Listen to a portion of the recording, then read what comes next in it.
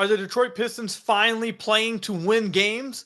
We'll talk about what I mean by that in today's episode of the Locked On Pistons podcast. You are Locked On Pistons, your daily Detroit Pistons podcast. Part of the Locked On Podcast Network, your team every day.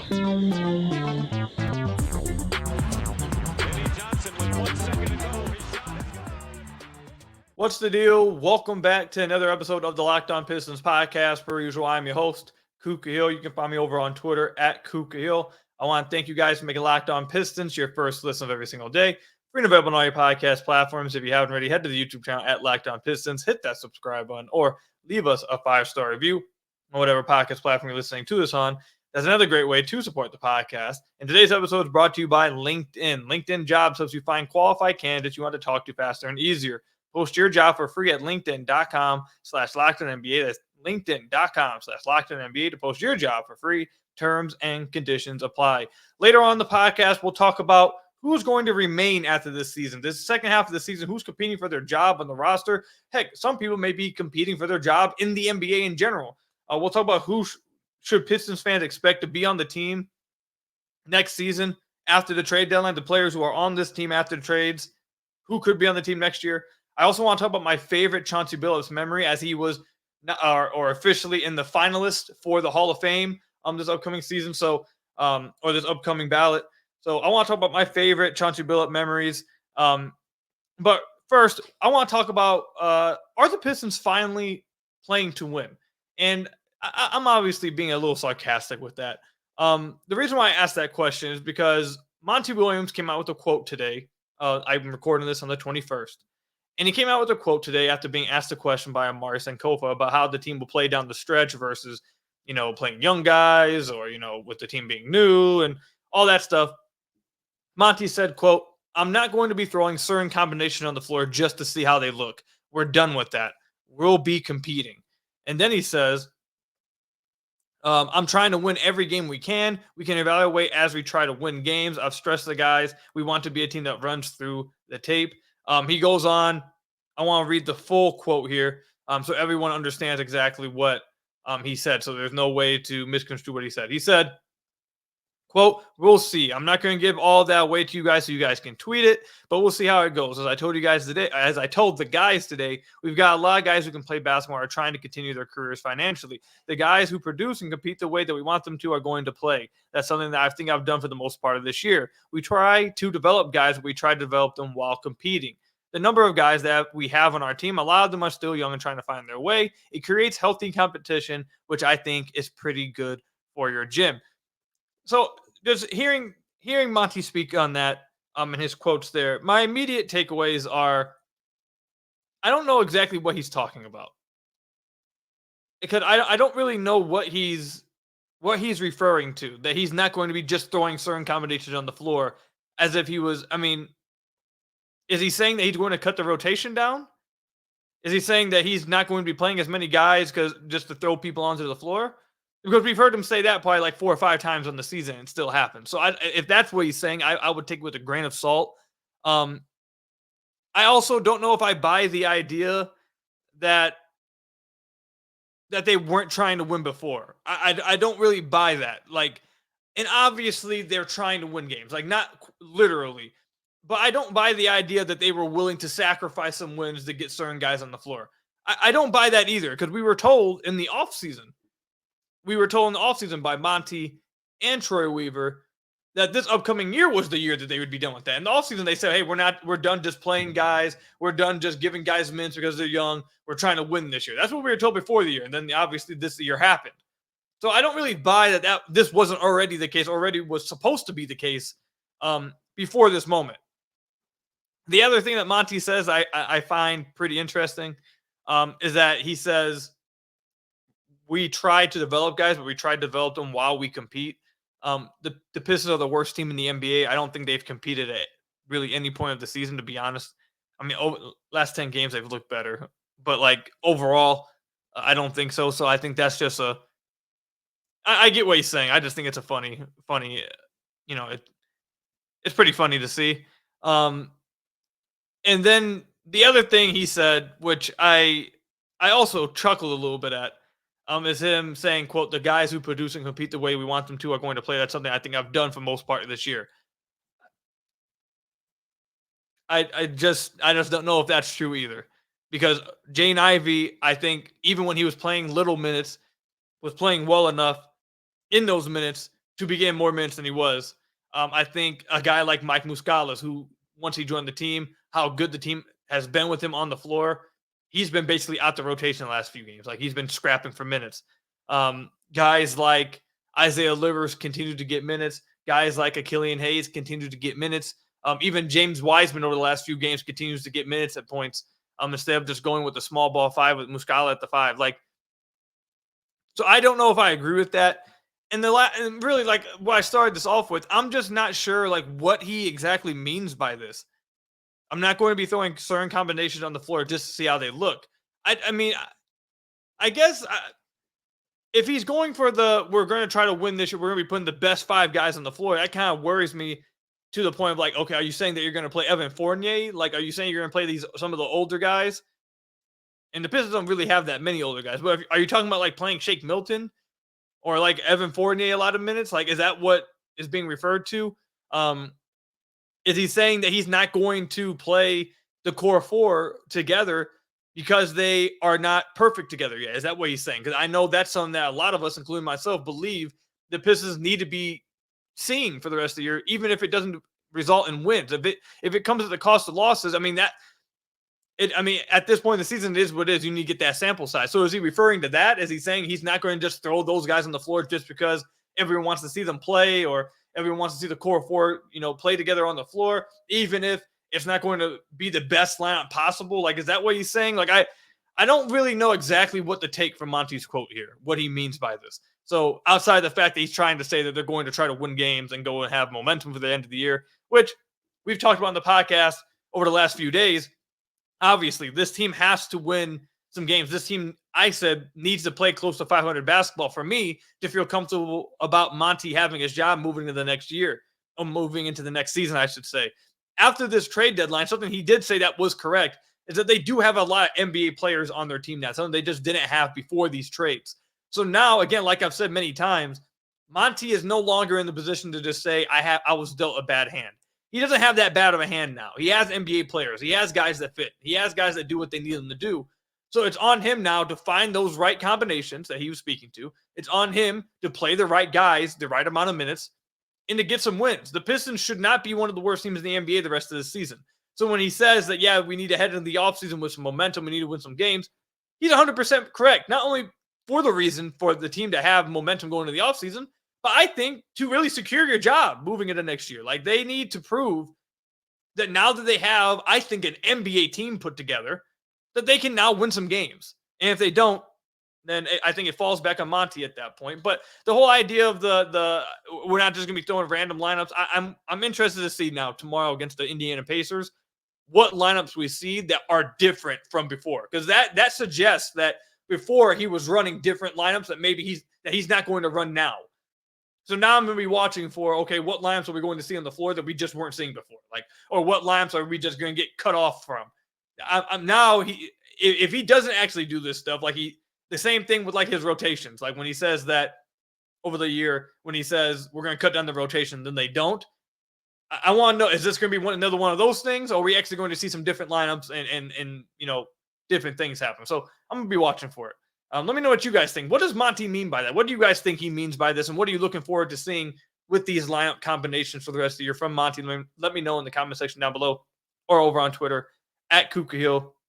Who will remain after this season? After the second half of this season, who should the Pistons want to keep on this roster? We'll talk about that when we come back. When you're hiring for your small business, you want to find quality professionals that are right for the role. That's why you have to check out LinkedIn Jobs. LinkedIn Jobs has the tools to help you find the right professionals for your team faster and for free.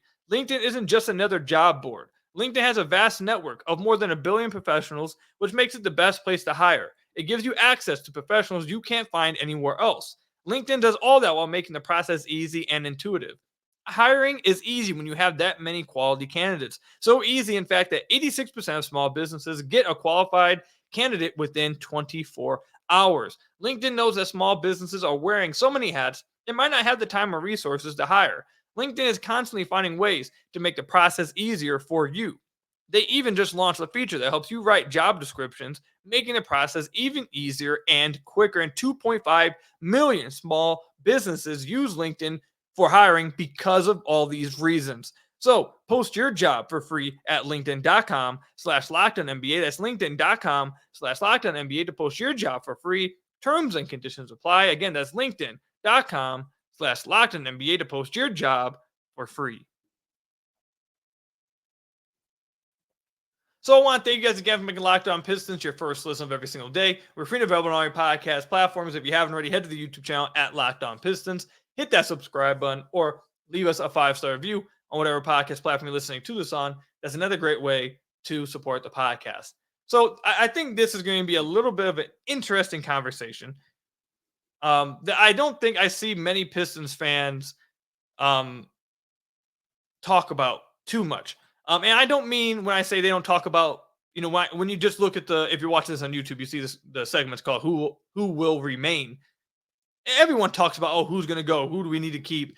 People got to leave, like that kind of stuff. But I think there's another element to the conversation that I don't think really gets brought up a lot. And it's kind of just like a sad truth in the NBA that I don't feel like fans really not a lot of fans want to have that conversation. And you'll see what I mean as we keep going. So basically in this segment, I want to talk about who should be on the team after this season. Who should be on this team after the second half of the season, after the trade deadline, who can perform for a roster spot on next season's team. So obviously you have the locks, I think, at this point. You have Cade, Duren, Ivy, and Asar. I think those guys are absolutely locks. From here, though, this is where I want to take the conversation. There are a few other guys I would expect to be on the team next year, like an Isaiah Stewart, obviously. I think I'd expect Isaiah Stewart to be on the team next year. I'd expect Simone Fontecchio to be on the team next year. I'd expect, not Evan Fournier, but Quentin Grimes to be on the team next year. That's about, what is that? That's 7 players, right? I just named Cade, Duren, Ivy, Asar, Stu, Grimes, and Fontecchio. Those are the 7 guys I would expect to be on the team next year. However, I would not, at least this is how the Pistons front office should be looking at this. There's only 4 guys that should be locked to come back next year. Now, there should be guys that, like we mentioned, those other guys I mentioned should be likely to come back. Like, you may want them to come back, but they shouldn't be locks to come back because the Pistons are going to have a lot of cap space. They're going to have a ton of cap space to go after players in free agency. They're going to have a lot of cap space to make trades. They're going to have a lot of cap space to have the flexibility to do all kinds of different moves. And when you have a season like you just witnessed, or that we're witnessing with the Detroit Pistons this year, where they may not finish as the worst team in the NBA, you at least hope now that they made these trades. Maybe they catch up with the Wizards and stuff. But they're almost certainly going to finish as a bottom 3 team again. After a season like this, going into what will be year 5 of the rebuild, you should be trying to get upgrades. You should be trying to get good players at just about every spot. And I was listening to, I forget what podcast I was listening to. I don't know if it was Zach Lowe's podcast. I don't know if it was JJ Redick's podcast, but I was listening to someone talk about this. And they were talking about how, some tough decisions that rebuilding teams, that young teams have to make when they're trying to make the next step. And one of the things they brought up is that, for example, obviously, since we're talking about the Pistons, we'll use the Piston players like examples. Is Isaiah Stewart a bad player? No. Is Simone Fontecchio a bad player? No. Is Quentin Grimes a bad player? No. These guys aren't bad players. And if you bring them back, I think they want to bring them back, and I think they'd be fine bringing them back. 100%. I'm not sitting here advocating that they shouldn't. I'd be completely cool bringing all 3 of those guys back. I think they fit with what the Pistons are trying to do. I get it.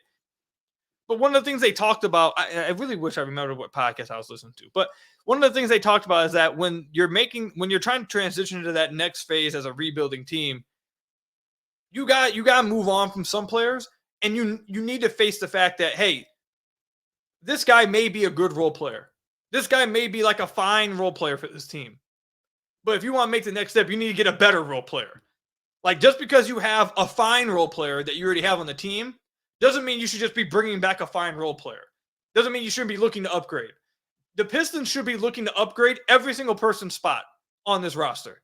So if they bring back Fontecchio because they think he's the best option, okay, so be it. If they like, that's completely fine. Fontecchio is a fine player. If they bring back Grimes because they think he's the best, the best person for the spot or for the contract, etc. this offseason, okay, fine. Grimes is a fine player. Like, the same thing with Stu. If they want to bring back Stu, and Stu's not a free agent or anything, but I mean, that's why I think Stu's more closer to a lock. But like, if they wanted to move off of Stu, I know there's been many teams that have shown interest in Isaiah Stewart. Like, if they were to move on from Stu, or didn't want to move on from Stu, that's what I meant, and bring him back, yeah, fine. He fits what they were trying to do, like all that stuff. He's a fine player. But at this point in the rebuild, they should be actively looking to upgrade from each one of them. And that's, and I don't think I even looked at it. I think we've mentioned it maybe a little bit, but really haven't dove too far into that. But after listening to that podcast and listening to them talk about it, and if you know what podcast I'm talking to, if you listen to the same one, I'm sure we probably have. Let me know in the comments because I'm really blanking on who it was. But listening to them talk about it, it really put it in perspective. Like, yeah, the Pistons need to be like, and it's not just the Pistons, like rebuilding teams across. And I think you see that with rebuilding teams all over the place. But like, at this point, you can't be content with just these players because they're fine role players. Like, if the Pistons could go get, like, what do we think, like, Fontecchio is? Like, top, I don't know. I may be way off with this, but it's just, I'm just going to throw a random number out there. Like, if Fontecchio is a top 200 player, if you have the possibility to go get a top 150 player, get him and replace Fontecchio. If you think Grimes is a top 200 player, if you can get a top 175 player and upgrade just that little bit, you go do that. You need to be looking to upgrade your roster at every point of, like, in every roster spot. The only four guys who you're probably not at all looking to, like, just completely upgrade over are Cade, Ivy, Duren, and Asar. Everyone else, if you have the ability or have the chance to upgrade from their spot and move on from them, you should 100% be doing it. So that's why when I ask now this segment, who will remain? I don't know. I think the only four guys you can bet on is Cade, Ivy, Duren, and Asar. And I think maybe you can put Stu in that because he's under contract and they love him. But even with him, if you can, like, what do people think Stu is? Like, probably like 100, top 150 player. Like, let's say if you have Stu in the top 150, if you can go move on from Stu to get a top 100 player, you go do that. If you can go get a top 110 player, you go do that. Like, if you get what I'm saying, like, that's where the Pistons are at in this point. And the podcast I was listening to, they referenced how one of the mistakes that rebuilding teams and one of the mistakes front offices make is they get tied to homegrown guys and they get tied to guys that they traded for. And if they're just fine enough, if they look at them as just fine enough, they don't move on from them. And that ends up dooming them because then their team kind of stagnates. Like, the improvements that they make may be just like 2 to 3 win increments. Like, and that's the kind of, like, that's where you get stuck at. And the Pistons, after 4 years of not really making any real progress, I'd argue taking a big step back, obviously, this year, they need to be looking to upgrade every spot. So I think, to answer the question completely, those four guys, maybe Stu, and I think Fontecchio and I think Grimes are fighting to show that they will be the best option this offseason through free agency and trades to be on this team moving forward. After, whether it's them as the 5th guy or the 6th guy in the rotation, 7th guy in the rotation, 8th guy in the rotation, 9th, 10th, the Pistons should be looking to upgrade at each spot. At the 6th guy in your rotation, at the 7th guy in your rotation, at the 8th guy in your rotation. If they can make small improvements from the guys they have right now at each one of those positions, they'll be a much better team next year. Like, that's how they should be attacking this offseason. And again, let me make this clear because I know some people are going to twist this around. I'm not saying you should move on from Fontecchio. I'm not saying you have to get rid of him or you shouldn't want to re-sign him. I'm not saying you shouldn't want to re-sign Grimes. Like, those guys may be the best options. But you shouldn't just be locked into that. That shouldn't just be the foregone conclusion. Look around. If you can find an upgrade, if there's an upgrade in free agency, if there's an upgrade in trades, you do that. Even if it's just a minute upgrade. Those minute upgrades at your 7th, 8th, 9th, 10th guy in the rotation spots end up mattering pretty big, as we've seen. The Pistons went out and got Muscala and Gallinari and instantly all of a sudden turned into a team that could shoot threes and could space the floor and not have clogged lanes. Simply by adding them for Isaiah Livers and Marvin Bagley. Like, they didn't go from those guys to superstars. They made minute increment improvements with those two players, and it made a world of difference at their 7th, 8th guy spot. Like, that's the same kind of attitude and approach they should have this offseason. So I don't know who's going to remain. It's going to be an interesting offseason because if it was me, I'd be looking to improve over everyone besides my core 4 guys. I'd be trying. I may bring them back. I may end up bringing all 3 of those other guys back, but that doesn't mean I won't spend the offseason trying to upgrade from each one of them. That's how I think the Pistons should be looking at it. But let me know if you guys agree, disagree in the comment section down below or over on Twitter at Kuka Hill. When we come back, I want to talk about my favorite Chauncey Billups memory. He's a finalist for the Hall of Fame. I hope he gets in. He should get in. Finals MVP. Really underrated. We've talked about Chauncey on the podcast before. I think if he played in today's era, he would be just an absolute elite monster. I think he already was that. He just wasn't. The things he did during his time with the Pistons, they weren't appreciated at that time in that era of basketball, whereas they 100% would be completely appreciated in this era and maybe even more juiced, obviously. So, but anyways, I want to talk about my favorite Chauncey Billups memories. And I want to hear from you guys. What's your guys' favorite Chauncey Billups memories when we come back? Get buckets with your first bet on FanDuel, America's #1 sportsbook, because right now new customers get $150 in bonus bets with any winning $5 bet. That's $150 if your bet wins. Bet on all your favorite NBA players and teams with quick bets, live same game parlays, exclusive props, and more. I've told you guys this many times. A few years ago when Michigan betting became legal in Michigan, I should say, I didn't know what to do. I was new to it. Obviously, I didn't know anything about it. And I didn't know what app to go to. I went to FanDuel, and I have not turned back since. I use it to this day. I was just using it yesterday. Maybe I shouldn't have. I lost, let's not talk about it. But I use it all the time still. It's incredibly fun, incredibly self-explanatory. For anyone who is scared of entering sports books or entering this field, and you think it's going to be intimidating, I promise you FanDuel makes it incredibly easy and self-explanatory for you, and it's an extremely fun app to use. So visit FanDuel.com/lockedon. Shoot your shot wisely. Let's be responsible with it. But visit FanDuel.com/lockedon to shoot that shot. That's with FanDuel, the official sportsbook partner of the NBA. So I want to thank you guys again for making Locked On Pistons your first listen of every single day. Free and available on all your podcast platforms. If you haven't already, head to the YouTube channel at Locked On Pistons. Hit that subscribe button or leave us a 5-star review on whatever podcast platform you're listening to this on. That's another great way to support the podcast. So I think you guys are going to have way better memories of Chauncey than me. Actually, not think. I know for a fact. Because when I name my memories of him, my favorite memories, a lot of you guys are going to be, I'm going to get hit with the same thing I always get hit with. Oh, man, you're really young, huh? You didn't get to watch them. You really missed out. I feel bad for you. You need to go watch some tape. You need to go watch some YouTube videos. I get it. I can already see it all coming, okay? I understand. You don't have to, let's not flood my comments and my DMs with it again. I get it. I'm young. I didn't get to watch the Pistons going to work team from start to finish. I didn't get to. But still, I want to hear from what you guys think is what you guys have as your best memories of Chauncey Billups.